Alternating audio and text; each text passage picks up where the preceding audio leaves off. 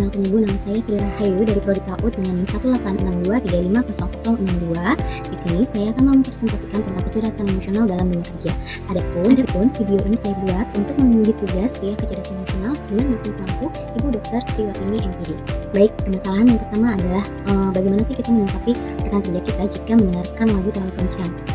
Sikap yang harus kita ambil lebih baik menegur dengan cara halus dan tidak terbawa emosi, dan bisa menyampaikan secara baik-baik jika suara yang didengar terlalu kencang, jadi mengganggu konsentrasi kita pada saat bekerja.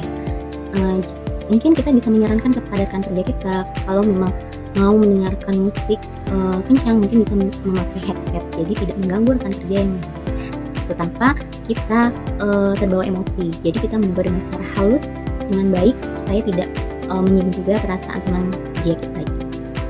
Permasalahan yang kedua, atasan yang tegas. Dalam hal ini mungkin akan menimbulkan rasa ketidaknyamanan dan tidak adil.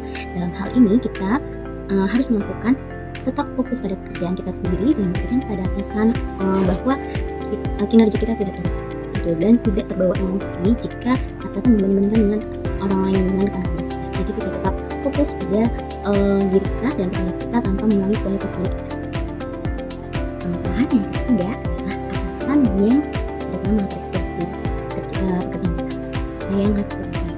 Dalam hal ini kita harus tetap menghargai diri kita sendiri dan apa yang sudah kita lakukan itu sudah baik. Jika memang atasan tidak mengapresiasi ya sudah. Tapi kalau memang sudah kelewatan, kita bisa berbicara dengan atasan tersebut dengan cara baik-baik, dengan sopan. Kita minta feedbacknya kepada atasan tentang pekerjaan. Kesalahan yang keempat adalah rekan kerja kita mengambil pekerjaan kita. Dalam situasi ini kita bisa menyampaikan secara langsung dan sopan tanpa membuat rekan kerja kita emosi atau marah.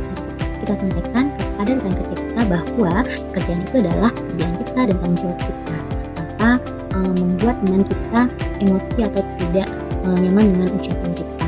Dan dalam hal ini bisa dikomunikasikan dari sejak awal pada saat pembagian tugas. Jadi biar jelas yang mana tugas kita, yang mana tugas teman kita. Jadi tidak diambil oleh teman kita. Jadi tanggung jawab kita ya tanggung jawab kita, melakukan tanggung jawab teman kita. Pekerjaan kita ya pekerjaan kita. Jadi harus jelas dari awal pekerjaan kita pembagiannya seperti apa. Gitu. Baik, permasalahan yang kelima adalah rekan kerja kita suka menawarkan bantuan tetapi tidak menepati janji dan kita di PHP-in teman kita tersebut. Nah, bagaimana sih kita harus menyikapinya dalam kondisi seperti ini? Kita tidak terlalu tergantung pada orang tersebut.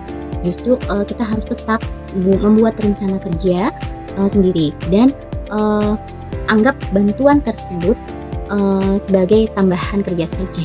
Jadi kita tidak tergantung pada orang lain. Permasalahan yang terakhir adalah rekan kerja kita yang tidak bisa percaya. Kepercayaan itu sangatlah penting dalam kerja tim. Jika sudah tidak ada kepercayaan atau rekan kerja kita sudah tidak bisa dipercaya, lebih baik kita membatasi informasi kepada rekan kerja kita tersebut dan tetap kita fokus pada pekerjaan dan membatasi apapun itu. Tidak semua informasi bisa kita sampaikan kepada teman kita. Jadi kita tetap pada pekerjaan kita dan dokumentasikan supaya tidak disalahgunakan pada teman kita tersebut.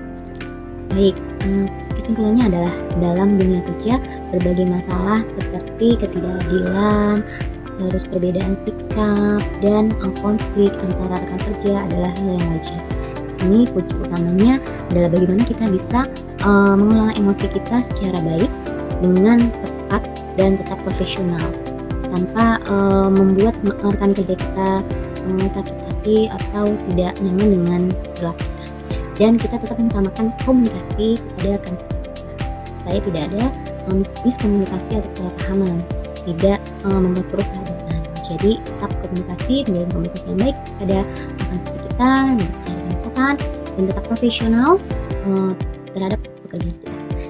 Itu kurang lebihnya penjelasan saya seperti itu tentang kecerdasan emosional dalam dunia kerja. Kurang lebihnya saya mohon maaf. Wassalamualaikum warahmatullahi wabarakatuh.